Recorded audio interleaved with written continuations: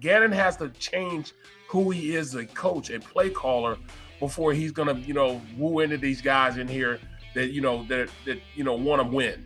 He's got to be more aggressive. They had somebody to teach him how to be that way. So they were taught by Hines Ward how to play the game. You don't have that here.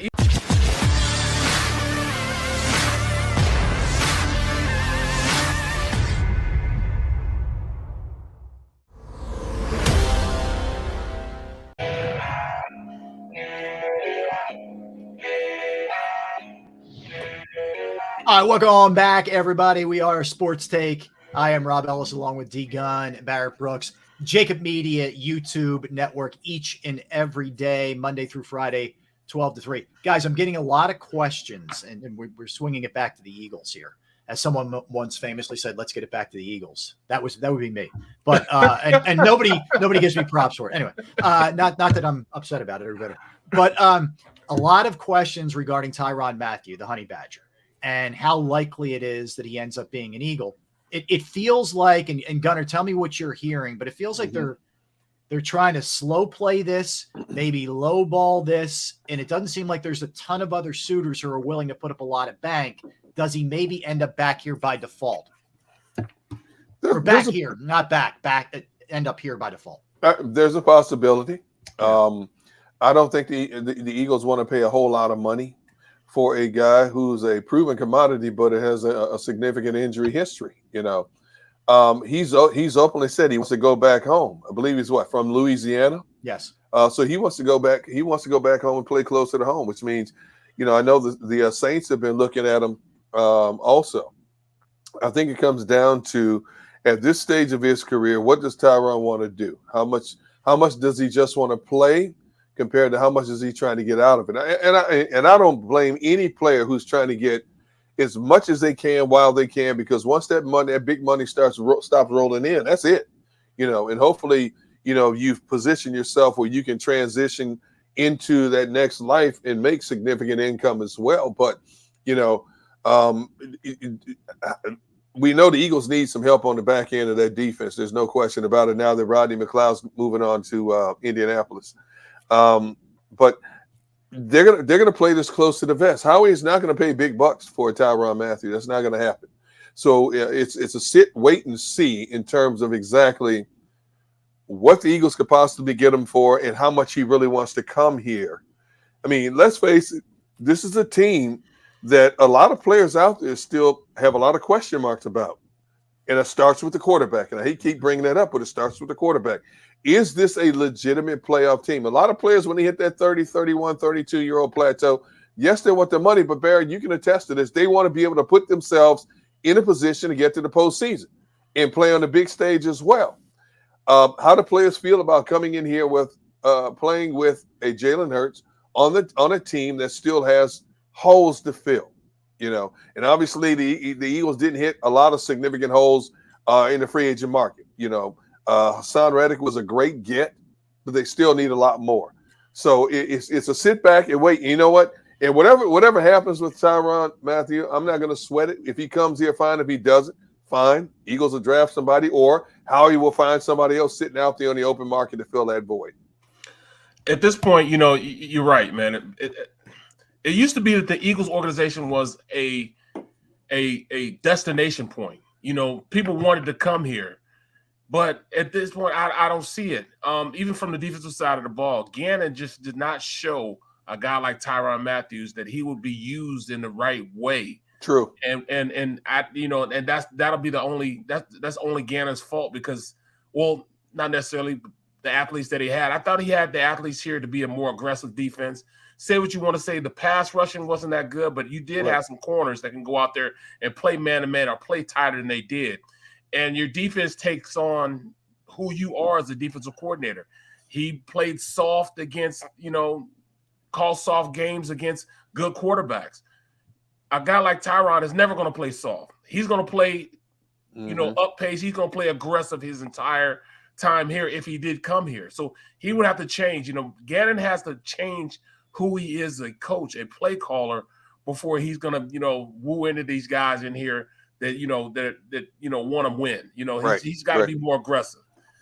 And that's something I just don't get. Like, Gannon was a very hot commodity in the offseason in terms of interviews. And I know ultimately he didn't land anywhere, but it felt like he was a guy who was close.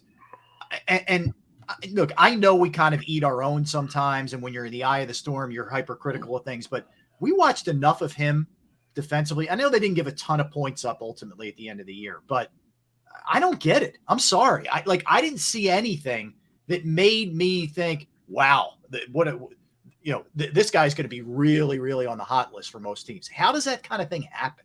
I don't know. I mean, in fact, he was more of a, just to tell you the truth, he was more of a hot commodity as a head coach than even Nick Sirianni. Nick Sirianni wasn't on anybody's radar, but Gannon was on people's radar. Gannon, there had been some, rumblings about him, even during the, process before Nick Sirianni. Yeah. So I didn't understand how how he got all these interviews, because I thought his coaching style just wasn't aggressive enough as a play caller. So, I mean, I didn't understand it. I don't know where it came from. So, I just don't know. But I will say this. When you look at a guy like Tyrann Mathieu, he's won a ring before. He's got a ring. Mm-hmm. So now he's paper chasing now. Or he wants to go home and be closer to his family. Mm-hmm. Those are the things that really going to, be a deciding factor for him. All right, I'll take less money for the hometown discount. Right. Or I'll take more money if the Eagles, pony up. Well, we know the Eagles aren't ponying up. So me thinking that Tyrann Mathieu was going to be here, no, it just wasn't something that I really unless nobody else steps up, Barrett, with any kind of even decent. Right. That's why I almost, Gunner, that's why I termed it like by default almost. Right. Nobody else, it appears, is jumping at him right now. See, to jump on your topic about Gannon being a hot commodity, I don't think he was a hot commodity for a head coaching job, because if he was, he would have gotten one. What were there, 9 jobs open? I think a lot of the interviews he's getting is because of his friendships out there and the relationships that he's made across the league. See, I think there's a big difference in terms of, hey, we'll talk to you just to let you get it on your resume, to go through the process, to see what the process is. So it helps you down the road. Now, if you improve this year with the Eagles defense, they're going to be even more of a hotter commodity in 2023. But right now, we'll give you the interview as a gratuity just to see, how it goes. But I don't really think he was a serious contender this offseason for any head coaching job. Interesting. Very interesting. All right, so let's look at this, because we haven't had a chance to talk about this. So right now, the Eagles sit at 15, 18, 51, 83, 101. That's what we're looking at for rounds 1 through 3. Okay, so let's focus on 15 and 18. I want to start with this, because they made the trade, with the Saints, where they gave up one of their first rounders, but they end up getting a first rounder in 23, a second rounder in 24, a third rounder, et cetera, et cetera. A, did you guys like that trade? B, how do you think it sets up for now? Let's start with liking the trade, Barrett. I like the trade, but I don't think I know how he loves the draft capital, but I'm tired now of draft capital. I need tangible assets. Give me players instead of draft picks. Right. And that's where I am right now. I mean, I understand next year, but it can't be a shoulda, coulda, woulda year. It's one of those things where you want to get this franchise better. You made the decision not to bring in Watson. Okay, we moved on from that. But you haven't done anything else in free agency that would garner that you're really trying to win next year. Are they really trying to win, or are they just stacking for the next couple of years? That's where I'm having a problem with. Forget the draft picks. Bring me in athletes that can play. No quarterback, even if they were going to try to trade for a quarterback or draft a quarterback, they don't have enough weapons to even want anybody to come here. You would have rather, if they're going to trade that pick, get a player that can step in right now than something down the line for the future. Absolutely. Because you can't make an accurate assessment on how much better did Jalen Hurts got, because you didn't really go out and get enough to fill the barn up. They don't have enough to fill the barn. They didn't have enough explosiveness at the wide receiver position to say, all right, then this guy can throw or he can't throw. We don't have enough there. Well, I think that's fair. I will tell you this.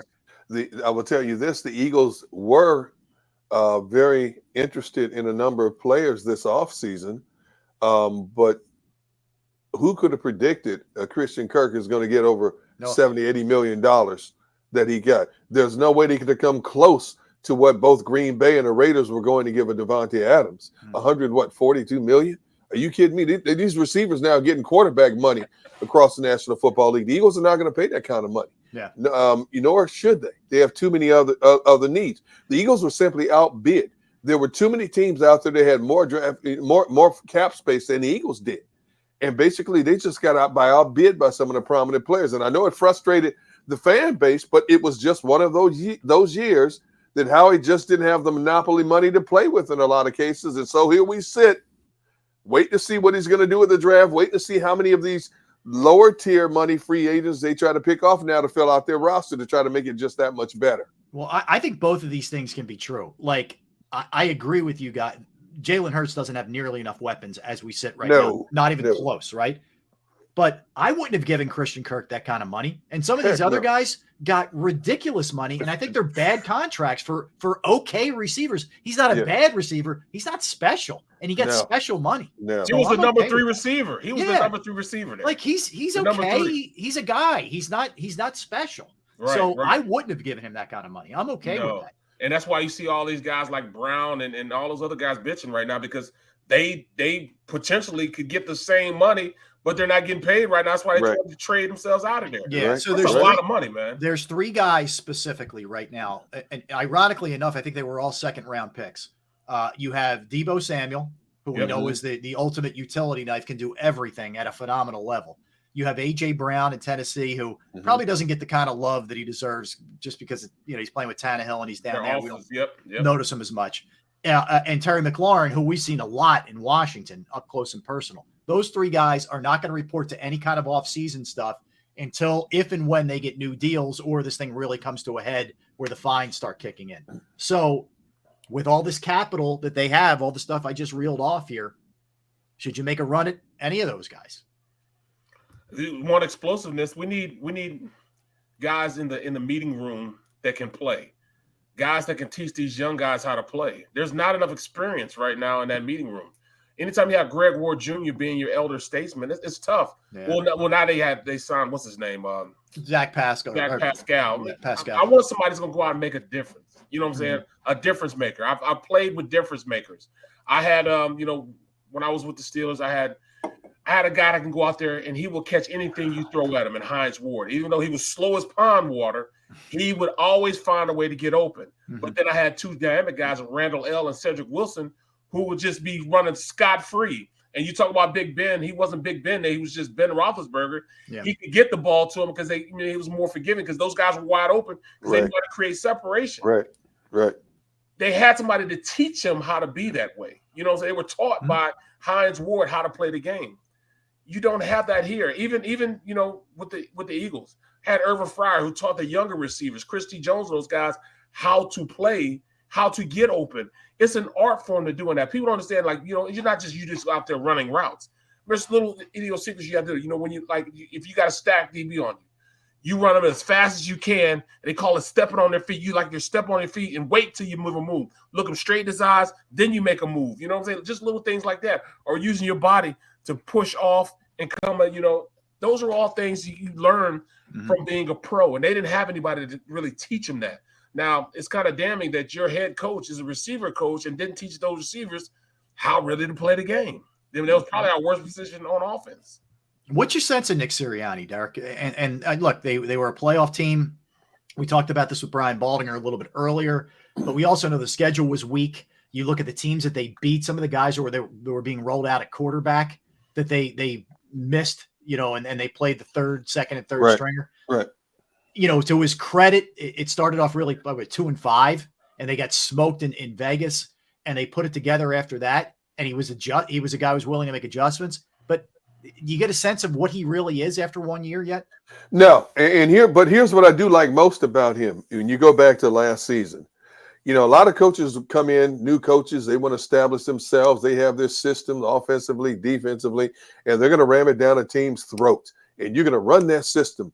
And if Nick Sirianni had stuck to his initial system, it would have been disastrous for the Eagles in 2021. But he adjusted on the fly. whether it was him, whether it was somebody else talking to him, he finally gave in and realized this team is better suited and a better competitive team, offensively especially, if we run the football. Mm-hmm. And it started with that Detroit game, and it kept going. And we kept saying, okay, this can't be real. And it kept going. The running game is what got them to the playoffs.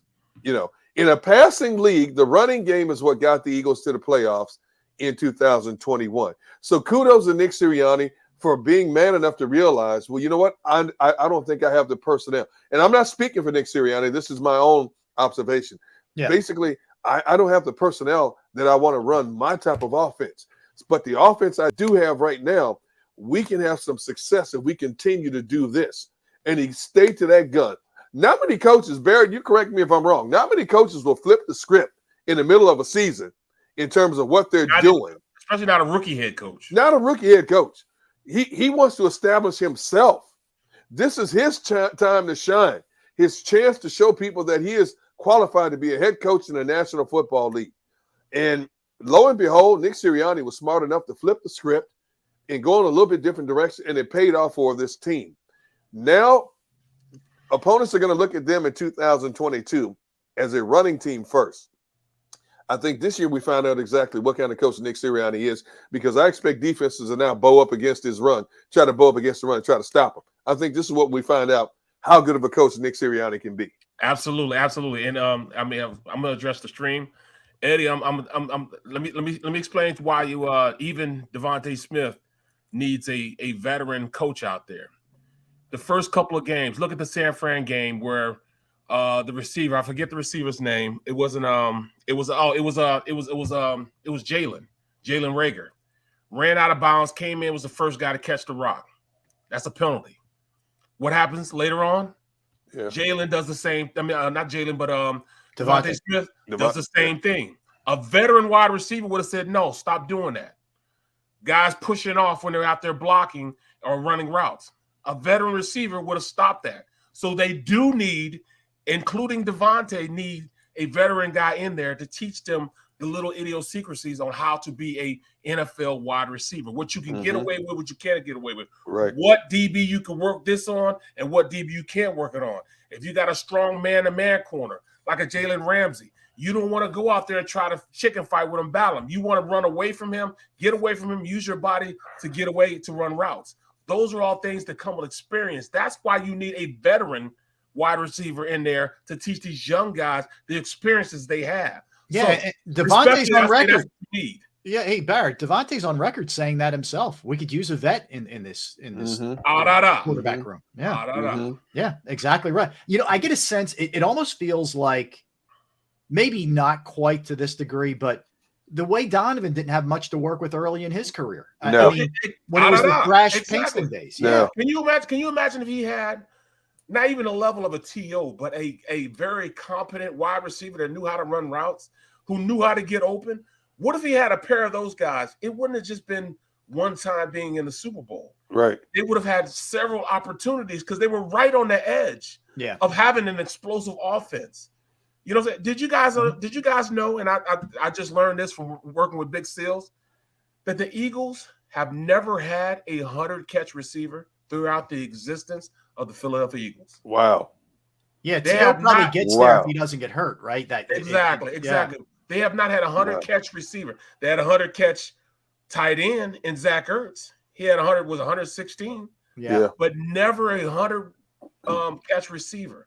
Can you imagine how dynamic that offense could have been a la 2004? Right. If they had some game breakers out there, you know what I'm saying? Yeah. Guys that could stretch the field. You can, because at that time Westbrook was the ultimate weapon for him. Yeah. He pitched out the backfield, ran screenplays for him, ran the rock for him. They really didn't have an explosive guy and wide receiver until T.O. came. And look at the difference that they had. So Andy Reid even looked at, all right, I gotta get. Yeah, he finally came on. He was stubborn about it for a long time. Right. He finally caved on that and realized he had to get a game breaker in her. And look, I think Devontae Smith is phenomenal, but you need a bigger guy to complement him on the other side. No question about it. And I'm sorry. Go ahead, Rob. No, I was just going to say, and look, I think we all realize, and they do too. They just won't say it. Rager ain't that guy. No. No, we've said it. I'll say it for him. Yeah. I think Quez Watkins has the capability of being a big play receiver, but I don't think he can be that consistent go-to receiver for this team. I think, when you need a much bigger body, you need a Calvin Ridley type body, a AJ Brown type body. You need one of those big type bodies. Chains. Yes, we've seen the bigger body receivers. Look at Mike Evans down in Tampa. We've seen big body receivers who are athletic with speed make a bad pass look like a spectacular throw because he made a spectacular acrobatic catch. And we're talking about, wow, that quarterback put the ball in a place only the receiver could get it. No, the receiver was that much bigger than the DB and went up and took it away. There's a big difference. If you had one of those types of receivers, even with a Jalen Hurts quarterback, I think it would enhance the overall product of this offense. It makes it more forgiving, Exactly. And you know what?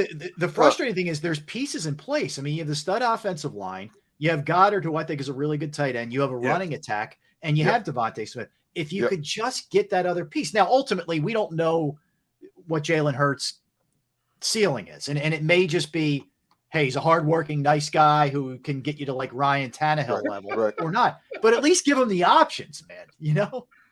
I hope Jalen Hurts proves a lot of people wrong, but I just don't think Jalen Hurts is going to be that long-term solution for this team or any team. Yeah. And again, I'm just basing it off 1 year of a full season of watching Jalen Hurts play the game. I think he's a serviceable quarterback, but I don't know if he's going to be that next level type quarterback. Looking at his makeup, see, there's too many ifs involved for me with a Jalen Hurts. If he learns how to utilize the pocket better in terms of surveying all of his options, if he learns not to get too skittish and step up and run too soon, if he learns how to hit the open receiver more consistently. Saw way too many overthrows, wide throws, guys standing wide open in the flats. If he learns how to read defenses better, those are a lot of ifs, and those are ifs he can overcome. Will he overcome them? I don't know. Nobody knows. He's out there working. Yes. Huh? Yes. Yes. What? Yes, he'll be able to overcome those things. He has no choice. He has no choice. Okay. And that's what I'm saying. He has no choice. If he wants to be a consistent NFL quarterback, he has to make those type of things happen. He has no choice but to make those things happen, or he will be labeled a backup. And I know what it is to be labeled a backup. You know what I'm saying?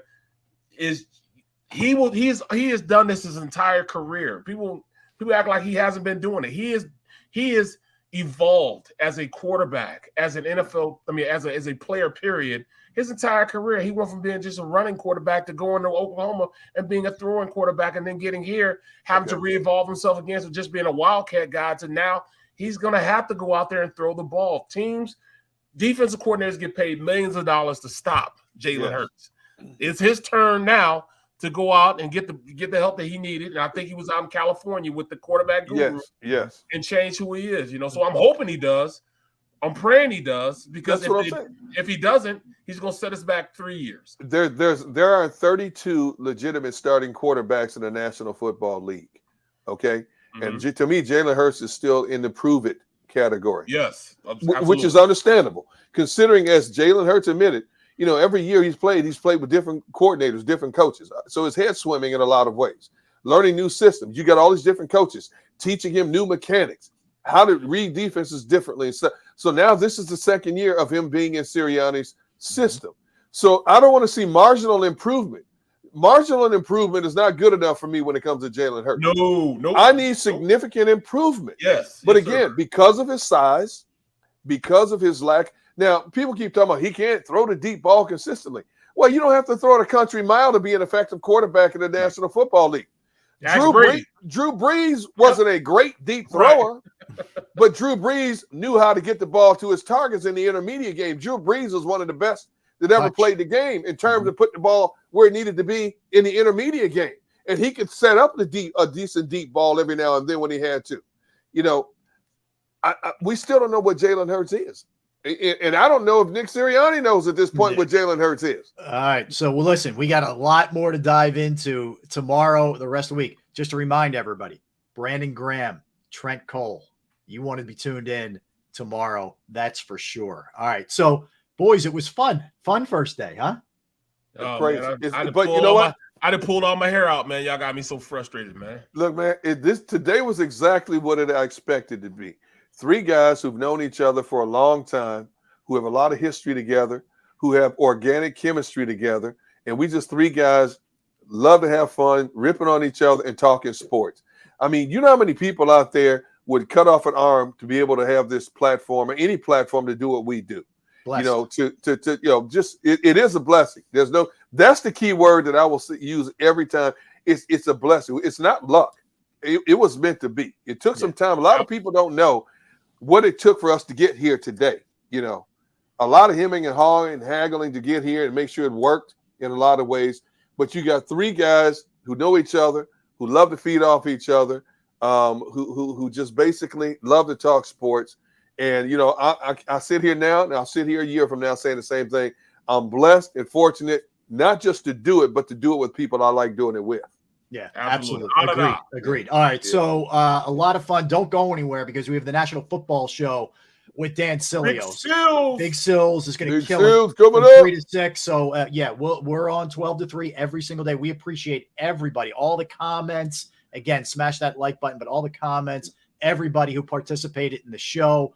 Thanks for watching. Thanks for streaming. Thanks for listening. We truly appreciate it. We'll be back tomorrow at 12 o'clock for D Gunn and Barrett Brooks. I am Rob Ellis. You've been watching Sports Take. Tell a friend.